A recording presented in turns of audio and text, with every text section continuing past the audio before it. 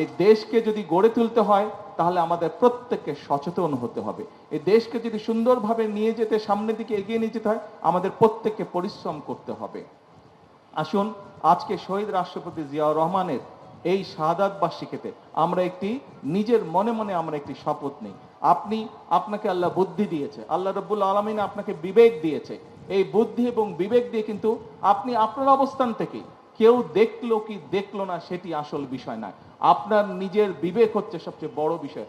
আপনার নিজের মনের আসল বিষয়টা হচ্ছে, মনের চিন্তাটা হচ্ছে আসল বিষয়। অর্থাৎ আপনি যদি আপনার এলাকাকে ভালোবেসে থাকেন, আপনি যদি আপনার দেশকে ভালোবেসে থাকেন, তাহলে যে কাজটি করলে আপনার বিবেক আপনাকে বলবে যে হ্যাঁ, ক্ষুদ্র হলেও এটি এলাকার জন্য ভালো, ক্ষুদ্র হলেও এটি দেশের জন্য ভালো। আসুন আমরা সেই কাজটি করার চেষ্টা করি, যা আপনার বিবেক বলবে যে এটি সঠিক কাজ, সেই সঠিক কাজটি করার আমরা চেষ্টা করি।